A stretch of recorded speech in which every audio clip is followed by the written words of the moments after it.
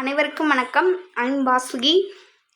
இன்னைக்கு பார்த்தீங்கன்னா டே ஃபைவோட 2D sums தான் பார்க்க போகிறோம். இது வரைக்கும் சதுரம், செவ்வகம், வட்டம், நாற்கரம், இணைகரம், சரிவகம், சாய் சதுரம் அதிலேருந்து தான் பார்த்தோம். இன்னைக்கு பார்க்க போகிறது அதாவது உள்ள ஒரு அளவுகளும் வெளியில் ஒரு சதுரம், செவ்வகம் அந்த மாதிரி ஒரு அளவுகளும் கொடுத்து நம்மளை கண்டுபிடிக்க சொல்லுவாங்கள்ல, அதுக்கு இடையில இருக்க டிஸ்டன்ஸ் இல்லைன்னா அதோட பரப்பளவு அந்த மாதிரி இருக்கிறது பார்க்க போகிறோம். ஃபஸ்ட்டு பார்த்திங்கன்னா ஒரு கட்டிடத்தின் நீளம் 40 மீட்டர். ஒரு கட்டிடத்தோட நீளம்னு சொல்லிட்டாங்க 40 மீட்டர், அதன் அகலம் 20 மீட்டர். இதை பார்க்கும்போது தெரியுது ஒரு செவ்வக ஷேப்பில் இருக்கும். ஒரு கட்டிடத்தின் நீளம் 40, அகலம் 20.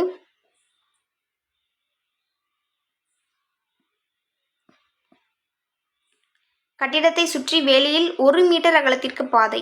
கட்டிடத்தை சுற்றி வேலியில் எவ்வளோ அமைக்கிறாங்க? 1 மீட்டர் அகலத்திற்கு பாதை அமைக்கிறாங்க.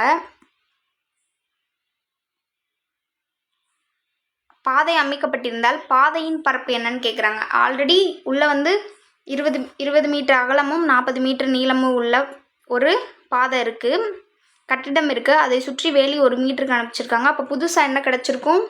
இதோட நீளம் என்ன இருக்குது? அப்போ இங்கேயும் 1 மீட்டர் கூடியிருக்குமா? இங்கேயும் 1 மீட்டர் கூடியிருக்குமா? அப்போது இது 20 + 1 + 1 எவ்வளோவா இருக்கும்? 22. இங்கே 40 + 1 + 1. ஏன்னா நம்ம இந்த அளவுகளையும் கூட்டணும், எக்ஸ்ட்ரா கூட்டணும், ஆட் ஆகிருக்குல்ல 1 மீட்டர். ஸோ அதை கூட்டுறோம், அதோட வேல்யூ தான் இப்போ நம்ம எழுதிட்டுருக்கோம். 42, 22ன்னு கிடைக்கும். அப்போ பெரிய அதாவது இந்த வெளிப்புற இருக்கிறதோட சுற்றுவெளி எவ்வளோ? L1 42, B1 22 metres. இதில் உள்ளே இருக்கிற இந்த செவ்வகத்தோட அளவுகள்லாம் என்னென்ன? L2 40, B2 20. இப்போ பாதையின் பரப்பு கண்டுபிடிப்போமா? அப்போது வெளிப்பக்கத்துலேருந்து உள்பக்கத்தை மைனஸ் பண்ணிட்டோம்னா நம்மளுக்கு பாதையோட பரப்பளவு நம்மளுக்கு கிடச்சிருமா? இப்போ பாதையின் பரப்பு கண்டுபிடிக்கணும்னா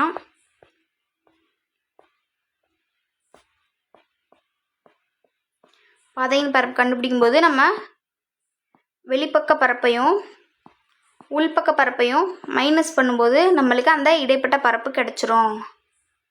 அந்த இடைப்பட்ட அமைக்கப்பட்ட அந்த பாதையோட பரப்பு தான் என்னன்னு கேட்குறாங்க. அப்போது L1 B1 minus L2 B2. L1 B1 என்ன கிடச்சிருக்கு நம்மளுக்கு? 42 × 22. L2 B2 என்ன? 40 × 20. இது ரெண்டையும் பெருக்கும்போது நம்மளுக்கு 924ன்னு கிடைக்கும். இது ரெண்டையும் பெருக்கும்போது நம்மளுக்கு 800ன்னு கிடைக்கும். அப்போது இது ரெண்டையும் மைனஸ் பண்ணோன்னா நம்மளுக்கு 124 மீட்டர்னு கிடைக்கும். உள்ளே இருக்க அந்த உள்புற செவ்வக பரப்பையும் வெளிப்புற செவ்வக பரப்பில் மைனஸ் பண்ணும்போது நம்மளுக்கு எவ்வளோ மீட்டர் கிடைக்கும்? 124 மீட்டர்னு கிடைக்கும். ஆப்ஷனில் பார்த்திங்கன்னா ஆப்ஷன் சி. நெக்ஸ்ட்டு, ஒரு பள்ளியில் உள்ள கலைக்கூட்டத்தின் நீளம் 45 மீட்டர், அகலம் 27 மீட்டர். கலைக்கூடத்தை சுற்றி வெளிப்புறமாக 3 மீட்டர் அகலமுடைய தாழ்வாரம் உள்ளது. தாழ்வாரத்தின் பரப்பு என்ன அப்படின்னு கேட்குறாங்க. போன சம்மில் பார்த்தா அதே மெத்தட் தான். அந்த தாழ்வாரத்தின் பரப்பு இந்த இடத்துல அந்த வெளிப்புற பரப்பு மட்டும் பாதையின் பரப்பு கேட்டிருந்தாங்க போன சம்மில். அதாவது இந்த இடத்தோட பரப்பு கேட்டிருந்தாங்க. இப்போ கேட்குறது என்னன்னா, அவங்க மொத்தமாக ஒரு 3 மீட்டர் அகலத்தில் தாழ்வாரம் அமைக்கிறாங்களா, அந்த மொத்தமே எவ்வளோ அப்படின்னு கேட்குறாங்க. ஃபஸ்ட்டு நீளம் எவ்வளோன்னு கொடுத்துட்டாங்க? 45. அகலம் எவ்வளோ கொடுத்துட்டாங்க? 27. அப்போது நம்மளுக்கு அதோட பரப்பளவு என்ன? L × B 1215 metre. அவங்க கொடுத்துருக்க அந்த உள்ள கட்டடக்கூடத்தின் நீளம் மற்றும் அகலம். அதுக்கடுத்து பார்த்திங்கன்னா என்ன கேட்குறாங்க? கட்டடத்தின் நீளம் எவ்வளோ மீட்டர் அகலம் உள்ள தாழ்வாரமாக அமைஞ்சிருக்கு? 3 மீட்டர். அப்போது 45 கூட இந்த பக்கம் 3 மீட்டர், இந்த பக்கம் 3 மீட்டர் ஆட் ஆகுமா? சைட்லேயும் 3 மீட்டர் ஆட் ஆகுமா? அப்போது புதுசாக எவ்வளோ கிடைக்கும்? புதுசாக கிடைக்கிறத நம்ம வந்து அப்போ 45 கூட 6 கூட்டுவோமா, 6 கூட்டும்போது நம்மளுக்கு 51 கிடைக்கும். புதுசாக கிடைக்கிற அகலம் எவ்வளோ கிடைக்கும், 27 கூட நம்ம 6 கூட்டுவோம். ஏன்னா இந்த பக்கமும் 3 மீட்டர் இருக்குது, இந்த பக்கமும் 3 மீட்டர் இருக்குது, 3 அப்போது 2 தடவை கூட்டும்போது நம்மளுக்கு என்ன வேல்யூ கிடைக்கும், அகலம் 27 + 6 33. இதான் வந்து அந்த தாழ்வாரம் அமைச்சதுக்கப்புறம் கிடைக்கிற அளவுகள். அதை என்ன பண்ணுவோம், அதையும் நம்ம பரப்பளவு கண்டுபிடிக்கணும்னா என்ன பண்ணுவோம், L/B கண்டுபிடிப்போம். 51 × 33 இது ரெண்டையும் இருக்கும்போது நம்மளுக்கு 1683 மீட்டர் ஸ்கொயர் கிடைக்கும். அப்போது நம்ம புதுசாக கிடைச்ச அந்த பெரிய அளவு பரப்பளவு கிடைச்சதும் அவங்க கொடுத்த பரப்பளவும் ரெண்டை மைனஸ் பண்ணும்போது நம்மளுக்கு அந்த இடைப்பட்ட தாழ்வாரத்தோட பரப்பளவு என்னன்னு கிடச்சிரும். இப்போ பார்த்தீங்கன்னா 1683 இதுதான் வந்து வெளிப்புறமாக கண்டுபிடிச்சது தாழ்வாரம் அமைச்சதுக்கப்புறம். அதுக்கு முன்னாடி 1215 ரெண்டையும் மைனஸ் பண்ணும்போது நம்மளுக்கு 468 மீட்டர் ஸ்கொயர்டு அப்படின்னு வேல்யூ கிடைக்கும். ஆப்ஷனில் எங்கே இருக்குது, 468, ஆப்ஷன் சி. சேம் தான், சேம் மெத்தட் தான் ரெண்டுமே. அடுத்த சம், 60 மீட்டர் × 40 மீட்டர் அளவுள்ள விளையாட்டு மைதானத்தில் அனைத்து பக்கங்களிலும் 3 மீட்டர் விரிவுபடுத்தப்படுகிறது. விரிவுபடுத்தப்பட்ட பகுதியின் பரப்பு என்ன அப்படின்னு கேட்குறாங்க. அதே சம் தான். இங்கே வந்து அளவு நீளம் அகலம் கொடுக்காம அவங்க 60 மீட்டர் 40 மீட்டர் அப்படின்னே கொடுத்துட்டாங்க. இப்போ 60 நீளம் எடுத்துட்டா 40 அகலம்னு எடுத்துக்கலாம். அதில் எக்ஸ்ட்ரா எவ்வளோ ஆட் ஆகிருக்கா, 3 மீட்டர். மேலே எக்ஸ்ட்ரா சுற்றி 3 மீட்டர் ஆட் ஆகிருக்கும். அப்போது பழையதுக்கும் புதியதுக்கும் கண்டுபிடிச்சி நம்ம மைனஸ் பண்ணோன்னா நம்மளுக்கு வேல்யூ கிடச்சிரும். போடலாம். ஃபஸ்ட்டு இது 60 × 40, அதோட வேல்யூ என்ன, 2400. செகண்ட் என்ன கிடச்சிருக்கு, ரெண்டுலேயுமே 3 ஆட் ஆகும்போது 6 ஆட் ஆகும். 60 கூட 6 கூட்டினோன்னா நம்மளுக்கு புதுசாக என்ன கிடைக்கும், சுற்றுப்புறம் 66. இங்கே 40 கூட 6 கூட்டினோம்னா சுற்றுப்புறம் என்ன கிடைக்கும், அகலம் 46. அப்போது இது ஸ்மால் L/Bன்னு எடுத்துக்கிட்டோம்னா இது கேபிட்டல் L/Bன்னு எடுத்துக்கலாம். அப்போது 66 × 46 என்ன வேல்யூ கிடைக்கும் நம்மளுக்கு, அதை பெருக்கும்போது 3036ன்னு கிடைக்கும். இப்போது வெளிப்புற செவ்வகத்தோட பரப்பளவு உள்புற செவ்வகத்தோட பரப்பளவு கண்டுச்சா நம்மளுக்கு இடையில இருக்க பகுதியின் பரப்பளவு கிடைச்சிடும். இது ரெண்டையும் மைனஸ் பண்ணும்போது நம்மளுக்கு என்ன வேல்யூ கிடைக்கும், 636 மீட்டர் ஸ்கொயர்டு. அந்த இடையில இருக்க பரப்பு எவ்வளோ, இந்த இடையில இருக்க பரப்பு தான் வந்து 636 மீட்டர் ஸ்கொயர். ஆப்ஷனில் எங்கே இருக்குது, 636, ஆப்ஷன் சி. நெக்ஸ்ட்டு, மோஸ்ட்லி இன்றைக்கி அந்த சம் தான் எடுத்திருக்கேன். ஏன்னா எல்லா கணக்கும் பார்க்கும்போது ப்ரீவியஸ் இயரில் இந்த மாதிரி சம்ஸ் தான் கேட்டிருக்காங்க. இப்போ பார்த்தீங்கன்னா 8 மீட்டர் நீளமும் 5 மீட்டர் அகலமும் உடைய ஒரு அறையின் உட்புறமாக சுற்றி வர 0.4 மீட்டர் அகலத்தின் சிகப்பு வண்ணப்பாதை பூசப்படுகிறது. சிகப்பு வண்ணப்பாதையின் பரப்பு அதே மாதிரி சம் தான். இதுக்கு வேணால் நீங்கள் ஆன்சர் என்னன்னு கண்டுபிடிச்சி சொல்லுங்கள். ஆல்ரெடி இதே இதில் 3 மெத்தட் பார்த்துட்டோம். இதில் என்னென்னா 0.0 மீட்டர் கொடுத்துருக்காங்க. அது பொறுத்தளவுக்கு நீங்கள் அதை வந்து கீழே பை 10ன்னு எடுத்தும் பண்ணலாம், இல்லைன்னா அதை ப்ளஸ் பண்ணியும் பண்ணலாம். அப்படி பண்ணி எனக்கு என்ன ஆன்சர் வருதுன்னு கமெண்டில் சொல்லுங்கள். ஏன்னா அதே மெத்தடு நீங்கள் கொடுத்த அளவு இல்லைன்னா 8 மீட்டர் 5 மீட்டர் இதுக்கு ரெண்டுக்கும் L/B கண்டுபிடிக்க போகிறீங்க. அது கூட 0.4 ஆட் பண்ணி இங்கேயும் 0.4 ஆட் பண்ணும்போது 0.8 இருக்கும். ரெண்டு பக்கமே 0.8 ஆட் பண்ணி அதோட வேல்யூ பெரிய வேல்யூவோட வெளிப்புறம் கண்டுபிடிச்ச வேல்யூவோட உட்புறம் கண்டுபிடிச்ச வேல்யூவை மைனஸ் பண்ணும்போது நம்மளுக்கு ஒரு வேல்யூ கிடைக்கும். அது என்னென்னு நீங்கள் கமெண்டில் சொல்லுங்கள். நெக்ஸ்ட் சம், ஒரு வட்டப்பாதையின் இரு பொது மைய வட்டங்களின் ஆரம் 56 மீட்டர் மற்றும் 49 மீட்டர் எனில் வட்டப்பாதையின் பரப்பு காண்க அப்படின்னு இருக்காங்க. ஒரு 2 வட்டப்பாதை இருக்குது, அதுக்கு ரெண்டுக்குமே ஆரம் கொடுத்துருக்காங்க. அப்போ பெரிய வட்டப்பாதையை நம்ம கேபிட்டல் ஆர் 56 மீட்டர்னு எடுத்துக்கலாம். சிறிய வட்டப்பாதையோட ஆரத்தை நம்ம 49 மீட்டர்னு எடுத்துக்கலாம். வட்டத்தின் பரப்பளவு ஃபார்முலா என்ன? Pi r square. இங்கே 2 இருக்கிறதுனால பெரிய வட்டப்பாதையிலேருந்து சிறிய வட்டப்பாதை கழிக்கும்போது அந்த மீத இருக்க வட்டப்பாதையின் பரப்பு கிடைக்குமா? அப்போது பெரிய வட்டத்தின் பரப்புலேருந்து சிறிய வட்டத்தோட பரப்பை மைனஸ் பண்ணணும். நம்ம இதை காமனாக பையை வெளியே எடுத்துட்டோம்னா நம்மளுக்கு என்ன இருக்கும் மீதம்? Capital r square minus small r ஸ்கொயர்னு இருக்கும். இதை நம்ம a square minus b square அந்த ஃபார்முலாவில் எழுதணும்னா எப்படி இருக்கும்?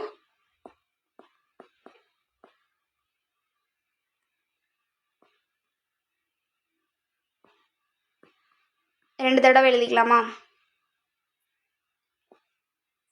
Plus b a minus b. Okay, a plus b a minus b அப்படின்னு கிடைக்குமா? அப்போ பை காமனாக வச்சுட்டு கேபிட்டல் ஆர் வேல்யூ என்ன? 56. ஸ்மால் ஆரோட வேல்யூ 49.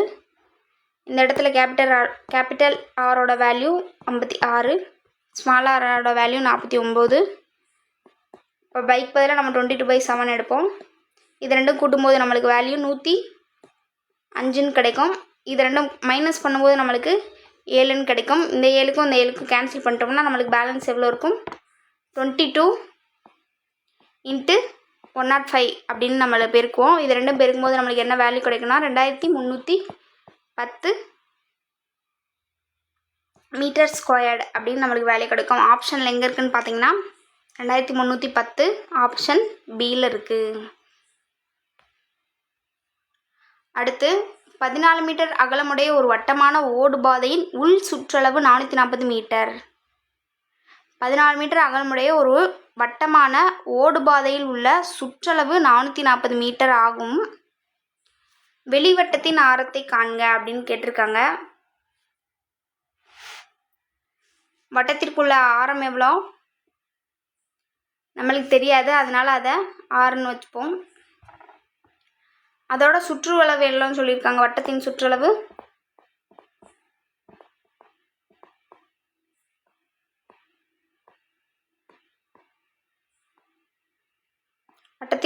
ஃபார்முலா என்ன? 2/r. 2/r எவ்வளோன்னு சொல்லிட்டாங்க?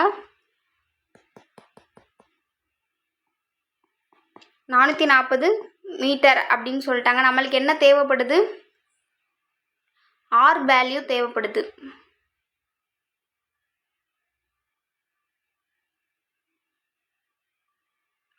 ஆர் வேல்யூ தேவைப்படுறப்போ நம்ம மிச்சம் இருக்க 2 × 22/7 அங்கிட்டு போகுமா? 2 இங்கிட்டு போகும்போது தலையிலாக போகும். இங்கே 22/7 7/22ன்னு மாறும். இதை 2 டைம்ஸ் அடிச்சு கொடுக்கலாம். இதை ஒரு தடவைனா இங்கே 0 இருக்கும், 10 இருக்கும். ஆரோட வேல்யூ என்ன? 70 மீட்டர். இப்போ என்ன கேட்குறாங்கன்னா வெளிவட்டத்தின் ஆரத்தை காண்கன்னு இருக்காங்க. ஆல்ரெடி உள்வட்டத்தோட ஆரம் எவ்வளோ? 70. வெளிவட்டத்தோட ஆரம் எவ்வளோன்னு சொல்லிட்டாங்க, அவங்களே கொடுத்துருக்காங்க 14 மீட்டர். அப்போது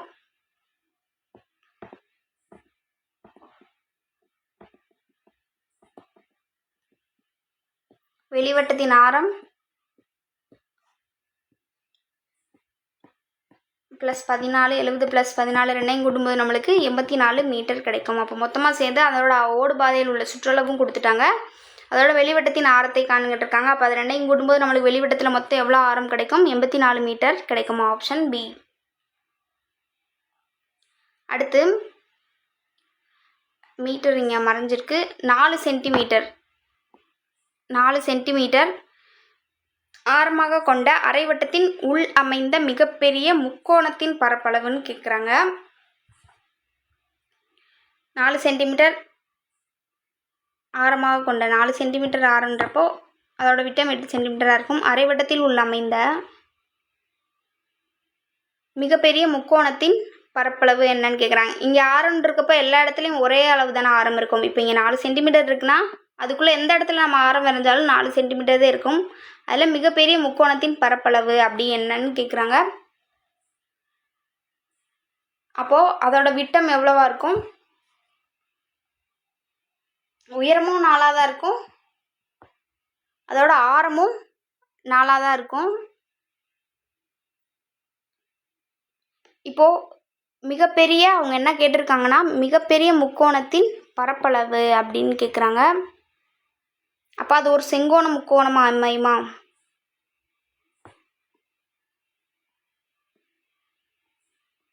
செங்கோண முக்கோணமாக அமையும் போது நம்மளுக்கு அடிப்பக்கம் எவ்வளோ வரும்?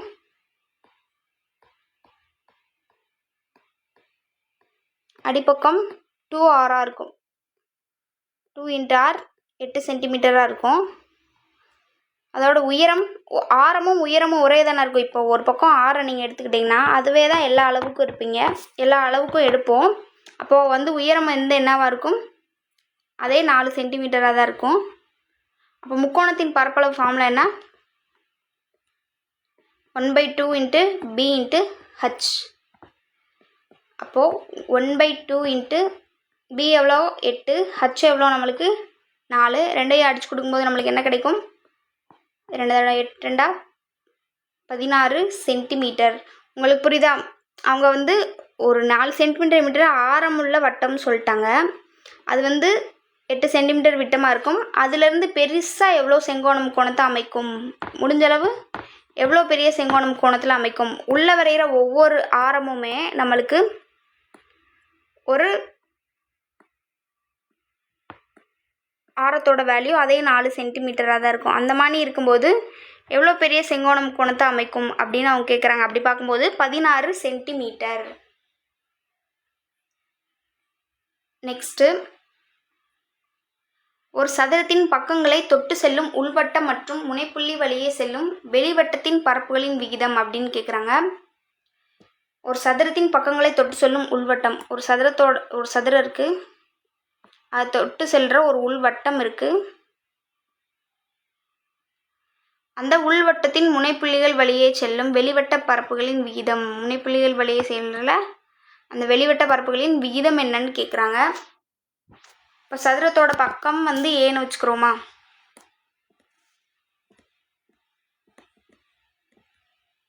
சதுரத்தின் பக்கம் நம்ம ஏன்னு வச்சுக்கலாம்.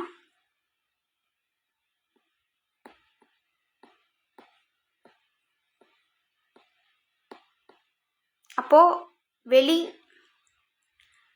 வெளியில் தொட்டு செல்கிற அந்த புள்ளிகள் எவ்வளோவா இருக்கும்? அதில் பாதியாக இருக்கும். பார்த்திங்கன்னா பாதியாக இருக்குமா? அப்போது a/2.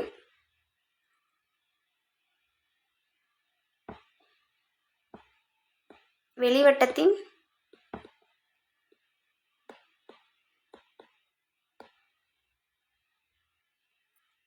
அந்த தொட்டு செல்லும் புள்ளிகள் சதுரத்தோட நீளத்தில் பாதியாக இருக்கும். அப்போது a/2. இப்போது உள்வட்டத்தின் பரப்பு, உள்வட்டத்தோட பரப்பு என்ன?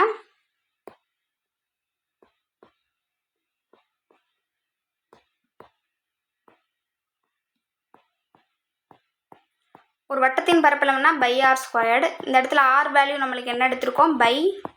a/2 the whole square. நம்ம தான் அந்த சதுரத்தோட பாதி தானே அதோட தொட்டு செல்லும் புள்ளிகள். அப்போ பாதின்னு பார்க்கும்போது a/2வா? அப்போ ஆரோட வேல்யூ என்னன்னு பார்த்தீங்கன்னா a/2வாக இருக்கும். அதை அப்படியே நம்ம போட்டிருக்கோம்.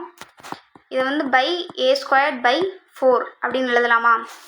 இப்போ என்னென்னா, வெளிவட்ட ஆரம் சதுரத்தின் மூலைவிட்டங்களின் நீளத்தில் பாதியளவாகும். அதோட நீளத்தில் பாதியளவுன்னு நம்ம a/2 எழுதிட்டோம்.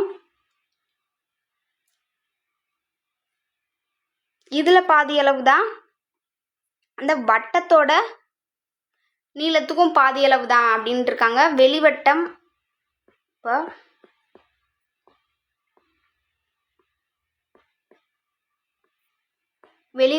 வெளிவட்டத்தின் ஆரம் சதுரத்தின் மூலைவிட்டன்றப்போ நம்ம எவ்வளோ எழுதுவோம்? சதுரத்தோட மூலைவிட்ட ஃபார்முலானா a√2. அப்போ அதில் பாதின்றப்போ ஃபுல்லாக எழுதிடுறேன். மூலை விட்டங்களின் நீளத்தின் பாதி அளவு அப்படின்னு சொல்லியிருக்காங்க. இப்போது சதுரத்தின் மூலை விட்டம்னா a√2வா? இங்கே பாதி எவ்வளோ கிடைக்கும்? √2 × √2 கிடைக்கும். இப்போ வட்டத்துக்கு அளவு a/√2. அப்போது வெளிவட்டத்தின் பரப்பளவு, இப்போ வெளிவட்டத்தில் இருக்க இந்த மூலை விட்டங்கள் இருக்குல்ல, இந்த மூலை விட்டங்களோட வேல்யூ தான் இப்போது வெளிவட்டத்தின்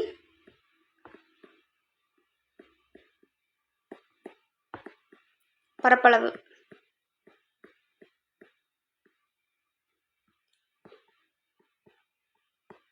இது பை ஆர் ஸ்கொயர்டில் எழுதுவோம். அப்போது pi a squared by root 2 into square எடுத்தோம்னா ஸ்கொயருக்கு ரூட் 2 கேன்சல் ஆயிரும். அப்போ 2 வெளியில் வரும். இப்போது A1ம் A2வையும் கண்டுபிடிச்சோன்னா நம்மளுக்கு வெளிவட்ட பரப்புகளின் விகிதம் கிடைக்கும். ரெண்டையும் அடிச்சு கொடுக்கும்போது நம்மளுக்கு வெளிவட்ட பரப்புகளின் விகிதம் கிடைக்கும். ஃபஸ்ட்டு என்ன நம்மளுக்கு கிடைச்சது? Pi a squared by 4. இப்போ என்ன கிடைச்சது? Pi a squared by 2. இது வந்து 1/2 அப்படின்ற விகிதத்தில் அடியாகும். அப்படி பார்க்கும்போது அதை நம்ம விகிதத்தில் எழுதும்போது 1:2 அப்படின்னு எழுதுவோமா? 1:, இது தலைகீழாக போகும். அப்போ 1/2ன்னு அடியாகும். அப்போது 1:2 வேல்யூ பார்த்திங்கன்னா ஆப்ஷன் ஏ 1:2. வெளிவட்ட பரப்புகளின் விகிதம் என்னன்னு பார்த்தீங்கன்னா 1:2. அடுத்து, ஒரு சதுரம் மற்றும் செவ்வகத்தின் பரப்பளவுகள் சமம். ஒரு சதுரம், ஒரு செவ்வகம், அதோட பரப்புகள் வந்து ஈக்குவல்னு சொல்லிட்டாங்க. பரப்புன்றப்போ இதில் ஏ ஸ்கொயர்ட், இதில் எல் இன்ட்டு பி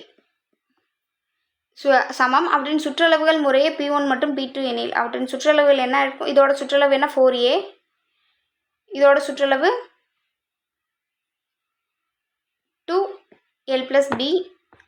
அது என்ன வேல்யூ சொல்லிட்டாங்க? P1 மற்றும் P2 அப்படின்னு சொல்லிட்டாங்க. எனில் அப்படின்னு கேட்குறாங்க. அப்படின்னு கொடுத்துட்டு ஆப்ஷனில் என்னென்ன கொடுத்துருக்காங்க? P1 விட P2 பெரியது அப்படின்ற மாதிரியும், இல்லை P2வோட P1 பெரியது, P1ம் P2வும் ஈக்குவல், இல்லைனா P1 > B2 அப்படின்னு கொடுத்துருக்காங்க. இதில் எந்ததை இது நிறைவு செய்து அப்படின்னு நம்ம கண்டுபிடிக்கணும்.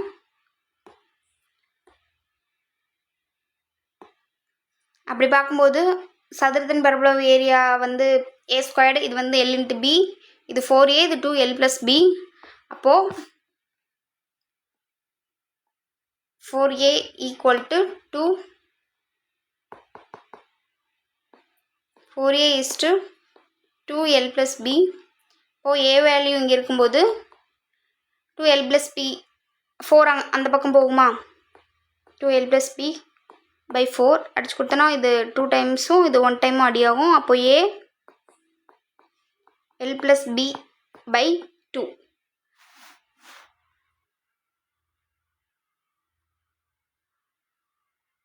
இங்கே என்ன சொல்லிட்டாங்க? சதுரம் மற்றும் செவ்வகத்தின் பரப்புகள் சமம் அப்படின்னு சொல்லிட்டாங்க. அப்போது ரெண்டுக்குமே ரூட் எடுத்தோம், ரெண்டு பக்கமும் ரூட் எடுத்தோன்னா பரப்புகளுக்கு ரூட் எடுத்தோன்னா நம்மளுக்கு இது கேன்சல் ஆயிரும். இந்த இடத்துல ரூட் எடுக்கும்போது இது கேன்சல் ஆயிரும். அப்போது ஏ வந்து √LB அப்படின்னு நம்ம எழுதலாமா? அப்போது இந்த ஏ வேல்யூக்கு பதிலாக நம்ம √LB = L + B by 2 அப்படின்னு எழுத போகிறோம். இங்கே பார்த்தீங்கன்னா P1 விட P2 வேல்யூ அதிகமாக இருக்குது. இப்போ ஆப்ஷனில் எங்கே இருக்குன்னு பார்த்தீங்கன்னா P1 < P2 எங்கே இருக்குது? ஆப்ஷன் ஏல இருக்குது. சதுரத்தின் பரப்பளவு செவ்வகத்தின் பரப்பளவும் சமம்னு சொல்லிட்டு அதனால் நம்மளுக்கு இங்கே ஏ வேல்யூ கிடச்சும் நம்ம அதுக்கு பதிலாக என்ன எடுத்திருக்கோம்? √L × B அப்படின்னு எடுத்திருக்கோம். ஏன்னா ரெண்டுமே ஈக்குவல்னு சொல்லிட்டாங்க. அப்படி போட்டு பார்க்கும்போது அவங்க சுற்றளவுக்குலாம் நம்மளுக்கு என்ன கிடச்சிருக்கு? ஏவோட வேல்யூ L + B by 2 அப்படின்னு கிடச்சிருக்கு. அப்படி பார்க்கும்போது P1 < P2. நெக்ஸ்ட்டு அதெல்லாம் எக்ஸ்ட்ரா சம் ஆட் ஆயிருக்கு. அவ்வளோதான். இந்த வீக்கோட 2D சம்ஸ் 5 days பார்த்துருக்கோம். 5 daysல எல்லாமே மோஸ்ட்லி எல்லா ஷேப்ஸுமே கவர் பண்ணிட்டோம். எல்லா ஷேப்ஸில் இருக்க ஃபார்முலாஸும் ஒவ்வொரு சம்மும் பார்த்துட்டோம். நீ நெக்ஸ்ட் வீக்ஸ்லேருந்து சார் கன்டினியூ பண்ணுவார். கன்டினியூஸாக வாட்ச் பண்ணுங்கள். இன்னும் எக்ஸாமுக்கு கொஞ்ச நாள் தான் இருக்குது. குரூப் 1 எக்ஸாம் வந்து June 15 வருது. Group 4 July 13. ஸோ இன்னிலேருந்து பார்க்கும்போதே நல்லா படித்தாலே இப்போவே கிராக் பண்ணிடலாம். டைமை யூஸ்ஃபுல்லாக யூஸ் பண்ணுங்கள். And thanks to all.